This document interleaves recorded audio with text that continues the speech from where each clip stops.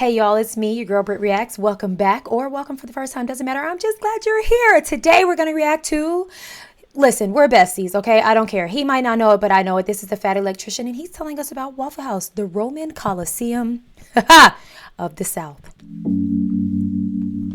Okay, I'm just going to be honest with you. I actually debated on which channel I was going to upload this video on because on one hand, we're going over a business and the business model that it has. But on the other hand, this restaurant is basically the Roman Colosseum of the South. And I'm pretty sure if you eat there enough, you actually get a deployment patch from the U.S. military. Regardless, I wore my schnazziest tank top for the occasion. Today we're talking about... Do I get a something? Listen. Class is in session. Be serious.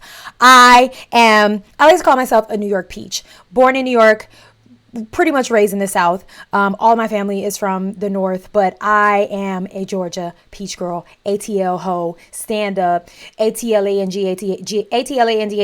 You know how to say it. ATLANGATA. That's where I stay. Anyway. Waffle House for me, it's so crazy because we were just at my daughter's cheer situation. It was in Ohio, but I found out there were Waffle Houses in Ohio after the fact, and I was pissed. And everybody was like, ew, we only eat Waffle House when we're drinking. I'm like, excuse me? Waffle House is a Southern delicacy, a delight, a ritual, if you will, at any point in the day. Breakfast, lunch, dinner, post the club. I don't care. We're going. I did grow up going, after me and my friends went and toured the Atlanta streets. But the food is delicious. A double hash brown scattered, please. The grilled chicken breast, which no one talks about, is the best thing on the menu. The grilled chicken breast with a double hash brown scattered or smothered. Both I like. And the grilled biscuit. Have you ever had the biscuit that they throw on the grill? Baby. Thank me later. Anyway, I didn't know he had a business series. So many of you have always told me about like the war stuff. But then I saw Waffle House and I was like, I'm reacting. So here we are. Let's do it. Regardless, I wore my schnazziest tank top for the occasion. Today we're talking about Waffle House. Okay, just to be completely clear with everybody, I was pretty sure I was not going to get caught off guard because Waffle House is already absolutely crazy. I started looking into it and then found out that Waffle House is somehow connected to the Manhattan Project from World War II. So they managed to actually surprise me, and we're going to get to it right after a word from our sponsor. Who is it? Yeah, babe, what's up? Hey, I need a boombox. Okay, I can go get you one. Perfect. All right, I'll go get it now. Love you. All right, bye. 1 hour later. Where's that boombox that I asked for? Oh, it's right here. I got it for you. What is this? The boombox. No, I wanted something to play music with. Oh, that kind of boombox. Yeah, I got this instead. Okay, we'll go to the store and get me a boombox so I can listen to music. Where do they sell boomboxes? Can I keep this one still? I don't care. This video is brought to you by Delete Me, okay? Super simple business model. You give them money, they turn around and they make sure that online data brokers are not selling your personal information online. Okay, here's the deal. Pretty much anytime you use a free service on the internet and you click that little box that says, I agree to the terms and conditions, you've basically just agreed to allow them to harvest as much of your personal information as humanly possible. They then turn around and sell that to online data brokers, and that's how they can afford to offer you a free service. But when you have Delete Me, they go and they monitor all of these online data brokers for your personal information, and then if they find it, they submit all the opt-out forms on your behalf, so they have to take down and stop selling that information. So when you buy Delete Me, you're not actually buying anything, you're just buying your way out of all the negative consequences of all the free shit that you've already gotten. And because they continue to monitor those data brokers, you're buying yourself out of all the future negative consequences of all the free shit that you haven't even gotten yet. So if you want to give Delete Me a try, there's going to be a link and a discount code down below. Let's get back to the video. All right, Waffle House. Our story begins with a gentleman by the name of Tom Faulkner. This man graduated from law school at 23 years old, passed the bar, and immediately gets drafted in 1940 in the days leading up to World War II. Because he graduated from college, he's presented with two different options. He can A, go straight into officer training, and that's a 3-year commitment, or he can just be a normal draftee and go in as an enlisted soldier, and that is a 1-year commitment. Now, you gotta remember, at this point in time, like 1940, while World War II is currently going on, America's not involved yet. The attack on Pearl Harbor has not happened, and prior prior to the attack on Pearl Harbor, the American people did not want to go to war. Because of that, Tom Faulkner figures, hey, we're not actually going off to war. I don't want to waste 3 years of my time just being in the military, not actually,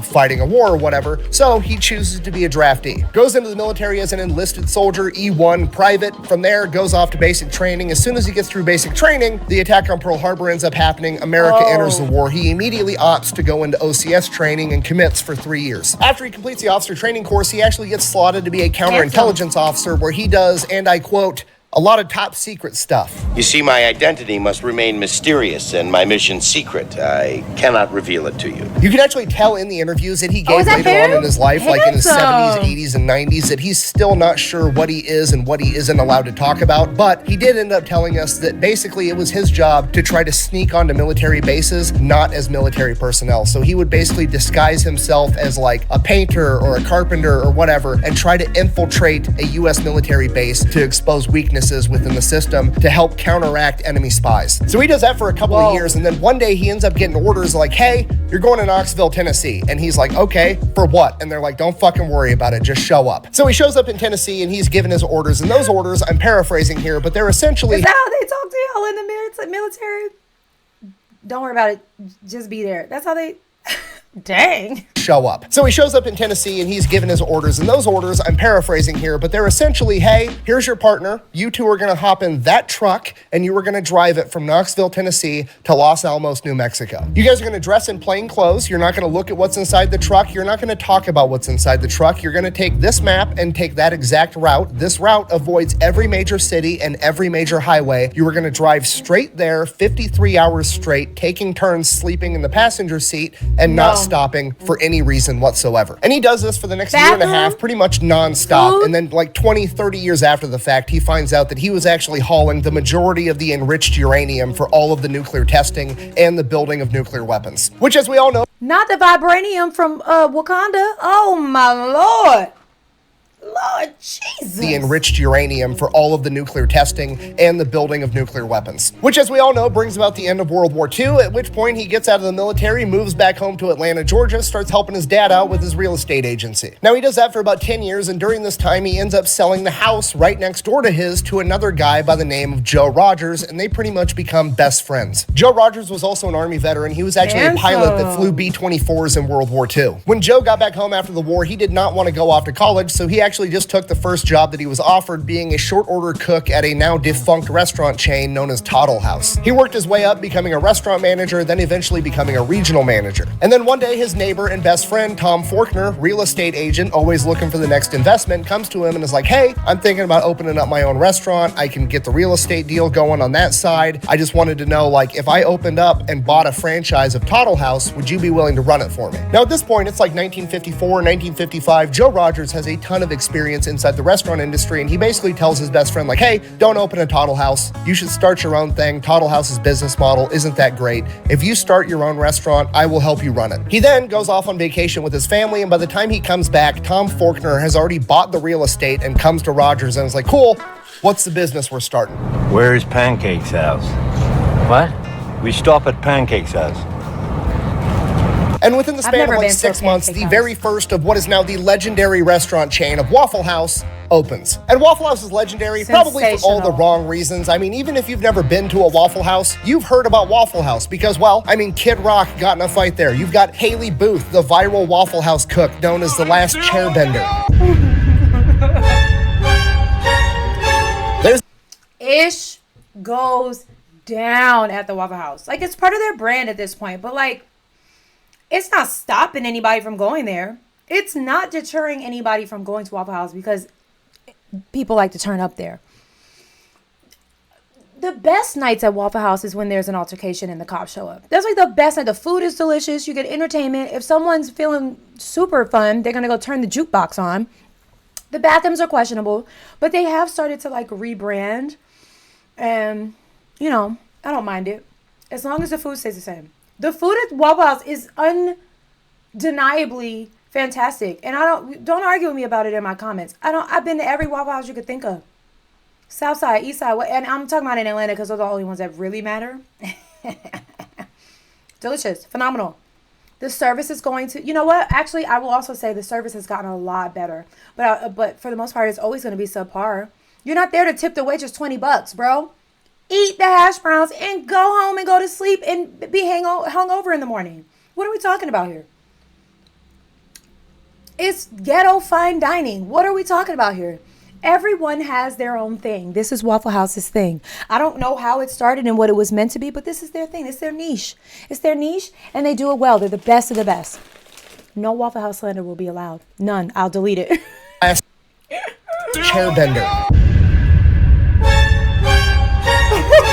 There's entire subreddits and YouTube channels almost exclusively dedicated to all the fights that break out at Waffle House. I remember the first time I went to a Waffle House. I stretched first, I grabbed a GoPro, I was ready to yell World Star, Nothing exciting happened. I just had delicious breakfast at like 3 o'clock in the morning, which is probably 99% of people's experiences because despite all of the negative PR, Waffle House makes a ton of money and has an incredible business model. Okay, Waffle House had about $1.4 billion in revenue last year, which is about $650,000 per location. And when you take into consideration that each Waffle House is absolutely tiny, that's really impressive. Out of their 2,100 tiny Waffle House locations, their yearly stats are 58 million cups of coffee, 124 million waffles, 153 million servings of hash browns, 272 million eggs, which is about 2% of all the eggs consumed in the United States of America, and 85 million strips of bacon. Oink. Yes, I did the math. Oink. That is about 8,000 miles worth of bacon. I worry what you just heard was, give me a lot of bacon and eggs. What I said was, give me all the bacon and eggs you have. So Waffle House is obviously doing something right. What exactly are they doing? Well, it all comes down to their business model and their branding. Now, with the Waffle House branding, all the negative PR about fights always breaking out at Waffle House, in a way, has actually helped them out a ton because Waffle House, by and large, is pretty much a regional chain. It's primarily down in the South. Yet, Waffle House has become a household name pretty much everywhere in America. You could have never even seen a Waffle House, and you already know Waffle House is open 365 days a year, 24 hours a day, and they serve breakfast. Why do you know they serve breakfast? Because their name is fucking Waffle House. I mean, look at this sign. You're driving down the road, you see that, you know everything you need to know. They sell breakfast. Going to Atlanta at the end of the month, and my in-laws, obviously they live in Atlanta. There's a Waffle House at the end of the street. If you don't think I will be patronizing that place at least 10 times while I'm there in the 4 days that I'm there, you don't know me at all. You don't. Sign. You're driving down the road, you see that, you know everything you need to know. They sell breakfast. The end. Do that with another breakfast place. If you're not from there and you don't know what a Denny's or a Perkins or an IHOP is, you have no idea. It's just a restaurant, maybe. Waffle House, they're selling waffles, which means there's like a 99% chance they sell other breakfast food. Fucking sold. I'm in. So already, the branding is absolutely incredible, but here's the true genius of it. Why did they call it Waffle House? Why didn't they call it Breakfast House or Bacon House or Hash Brown House? It's because waffles had the highest profit margin. I cannot stress to you enough how absolutely genius that is, right? Because you don't need to sell breakfast, all right? Everybody's already in on breakfast, right. Okay? I could be blackout drunk at 4 in the morning, and you could ask me, hey, do you want breakfast? I'm coming up like the Undertaker every single time. And then you go, the only thing open right now is Waffle House. Okay, I was already sold on breakfast from the get-go, but because Waffle House is where we're going, guess what I'm getting? A motherfucking waffle, and they're making more money. It makes sense that Tom Faulkner was a counterintelligence officer because the man literally said 2 words and has already subconsciously tricked you into ordering the most expensive thing on the menu that makes him the most money. So the branding of Waffle House is both simple and brilliant, and the rest of the business model matches it. And let the record stand, I'm not like a huge waffle eater. I'm not like a big pastry kind of gal,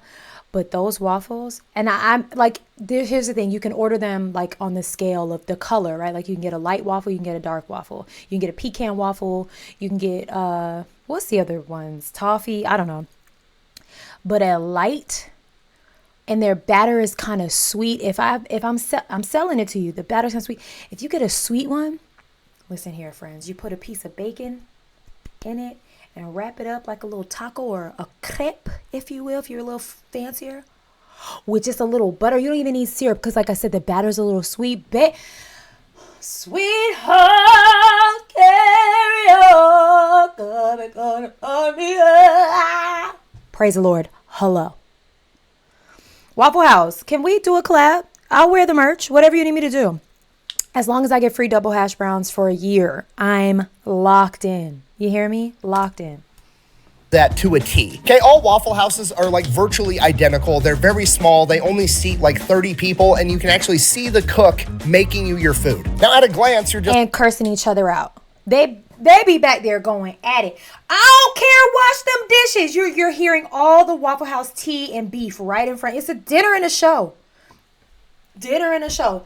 If you're a new server and you're holding up the line and the server behind you is trying to call out her order and you haven't done it, she can be like, baby, move out the way. Move out the way. Tommy, you ready? All right, I need a double scattered, drop an egg, pull a bacon, drop a waffle. I live at Waffle House, y'all. Don't play with me. I could work there. Seat like 30 people, and you can actually see the cook making you your food. Now, at a glance, you're just like, oh, they're just going for that like 1950s drive-through type of a vibe, which they are, but there's way more to it than that. Because the restaurant is so small, the kitchen never has the opportunity to get bogged down, meaning that they're moving tables very, very quickly. So instead of having one kitchen and 100 customers, you've got one kitchen and 30 customers, and you can just turn those tables over 3 times faster, which pretty much guarantees that every customer is going to get exactly what they wanted. Okay, they're not going in there for 5-star dining. They're going in there because they're hungry and they want breakfast. And now they're going to get breakfast really quick in a small setting that doesn't feel like a packed restaurant where they have to wait in line to be seated. And I know what you're thinking. What if one Waffle House just reaches its maximum capacity, right? What if it's just completely full with a line out the door 24/7 every day of the year? Waffle House one right around the corner would build a bigger Waffle House, right? No, we're going to take the same parking lot and right next to that first Waffle House. Y'all, I was about to say this is in Atlanta. This is off of Chamblee Tucker Road. It's a Chamblee Tucker. It's a Chamblee exit right off at 85 north, 85 south. You get off 85 north, it's to the right. Get off 85 south, it's to the left. And there's a Quick Trip or racetrack across the street. And I just found this out last time I went home to Atlanta. I was like, is that a Waffle House next to a Waffle House? And then they have Waffle House food trucks in the same parking lot. Only in Atlanta, Georgia, because Waffle House in Atlanta it's church. It's church. It's a religion. It is the church house. Y'all, I know exactly. I want to say it's Chamblee Tucker. Is it Chamblee or is it just Chamblee? It's right after Spaghetti Junction or right before Spaghetti Junction. If you in the A, you know. You in my hood. You in my hood. For the 99 and the 2000. Right? No, we're going to take the same parking lot and right next to that first Waffle House, we're going to build a second fucking Waffle House, okay? The plan is working, I told you, and if that's it's the not one. broke, don't fix it. Which is one of those things that seems dumb, but is actually brilliant. So obviously, speed is key to this business model, and they've done themselves a big favor with their menu because their menu is overwhelmingly simple, okay? It's literally one side of one piece of paper. Okay, the entire menu is comprised of like 10 things. They have waffles, sausage, bacon, ham. The newest item, the hash brown bowl, which they introduced over COVID, phenomenal. Get it with the chicken breast. You're welcome. Eggs, toast, biscuits, gravy, butter, and syrup. Guess how many flavors of syrup they have? One. It's fucking syrup flavored syrup. The entire menu is simple, exactly how it's supposed to be. Oh, sorry, they have hash browns too. Sorry, 11 things, not 10. Anyways, moving on. Another reason they do so good is they actually might be the best fast food chain when it comes to taking care of their employees. They pay them higher than average, they have super flexible schedules, and they're one of, if not the only fast food chain that actually offers all their employees healthcare and dental insurance. Okay, and I know what you're thinking. You're like, okay, but really, how good are they actually treating the Waffle House employees? I got the one stat that's everything you need to know, okay? Waffle House treats their employees so well that employees are willing to commute into a natural disaster to work at a different Waffle House when the occasion arises. Yeah, Waffle House is open 24 hours a day, 365 days a year, and they fucking mean it, okay? Whenever there's like a hurricane coming or some type of impending natural disaster, Waffle House organizes what they call a jump team, a bunch of Waffle House employees from a different region that's going to be unaffected because they know that their local employees are going to be busy taking care of their own family and their own houses during a hurricane. So they bring in teams from outside the region to work inside of a natural fucking disaster, and they're willing to do it. I never said thank you.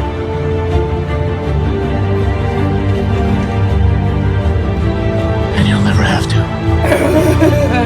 Okay, McDonald's can barely get their employees to show up on a good day, and Waffle House has employees volunteering to commute into a fucking hurricane to make breakfast. And this is the most impressive part of the business because Waffle House has the best logistics and preparedness of any company I've ever seen ever. The only entity that beats them in logistical capacity is the United States military. Waffle House is literally ready for absolutely anything. Every single Waffle House has the playbook inside of it that details exactly how the staff is supposed to handle literally any type of emergency or situation that could possibly arise. And if for some reason the situation comes across that isn't in that playbook, after it happens, they immediately add it to the playbook. It covers tornadoes, hurricanes, floods, a hole in the roof from a branch falling, a car driving into the restaurant. You can drive a car into Waffle House and they're still planning on staying open. The playbook even has detailed plans for every type of disaster for what the local employees, while they're not working, should go home and do to make sure that their house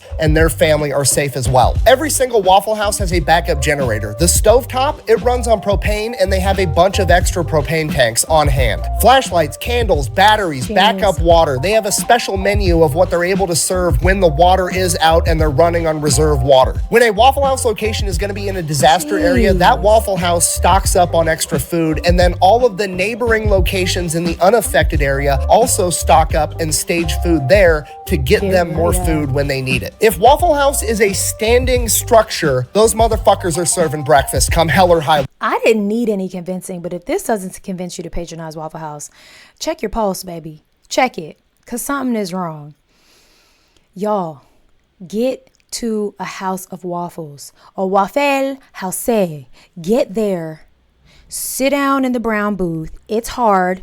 Don't worry, you won't be there more than 30 minutes. And go home. You'll thank me later. Water. I'm not leaving. Is that Wolf of Wall Street? I'm not leaving. I'm not fucking leaving!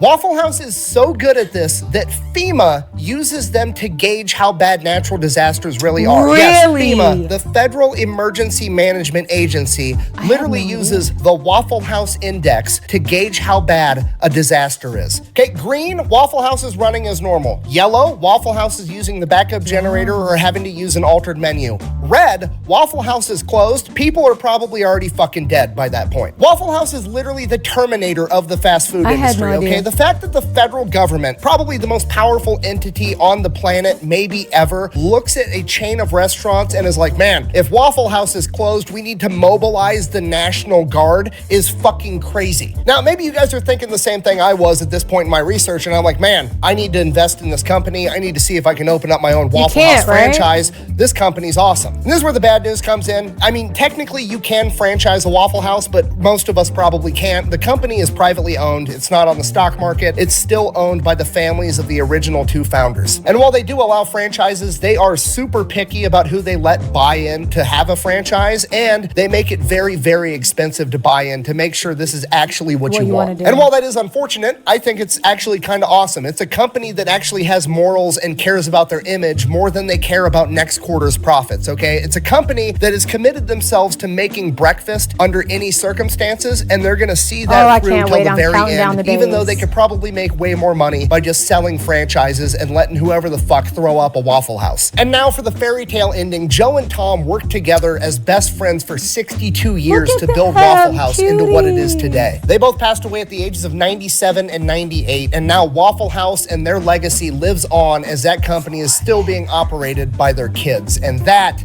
is the American dream. Get together with one of your best friends, pick a goal, even if it's something as simple as serving breakfast to people, and never let anything get in between you and achieving your goal, even hurricanes and floods and natural disasters, apparently. Work with your best buddy for 62 years straight, and then die together and hand it off to your kids. In conclusion, Waffle House is the most American company ever, and that's why I love it. Thank you for watching. Best way to support the channel is go buy some merch over at thefatelectrician.com. Quack bang out. Just two homies that dedicated their life to serving my drunk ass breakfast at 3 a.m. Right. I'm gonna get teary-eyed next time I go to a Waffle House. I know that's right.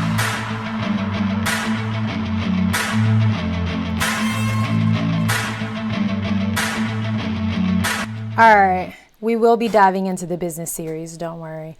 My name is Britt, and I endorse that message. Go get you some House of Waffles. Waffle House. Enjoy the fight. Enjoy the cursing. Enjoy the cigarette smoke smell. And go and have the day you deserve. Bye.